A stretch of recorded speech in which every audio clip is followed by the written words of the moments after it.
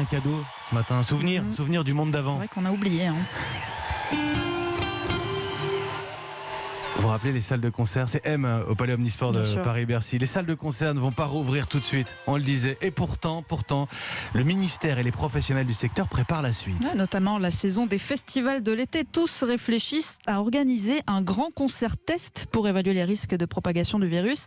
Ça a déjà été fait à Barcelone il y a une dizaine de jours et les résultats sont plutôt positifs. Angèle Châtelier. Le concert français s'inspirait de ce qui a été fait en Espagne mi-décembre. Un test antigénique négatif pour tout le monde avant, des masques FFP2 pendant et un système de ventilation renforcé. Mais les spectateurs avaient la permission de danser debout sans distanciation physique. À Barcelone, 8 jours après le concert, les 463 spectateurs ont de nouveau été testés.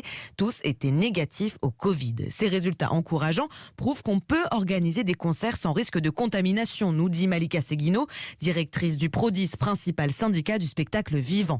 Elle défend l'idée de ce concert test pour qu'il revienne et vite. Près de 60% de nos dates, c'est de la jauge debout. Il faut dès maintenant nous dire, au printemps, on recommence les concerts en jauge assise. Pour préparer les mois suivants, on fait une expérimentation en debout, parce que derrière, et vous l'avez vite compris, ce qui va se jouer, c'est la saison des festivals de l'été. Cette expérience doit se tenir en mars ou en avril maximum pour que les festivals avancent sur leur programmation et la vente de leurs billets selon les jauges autorisées.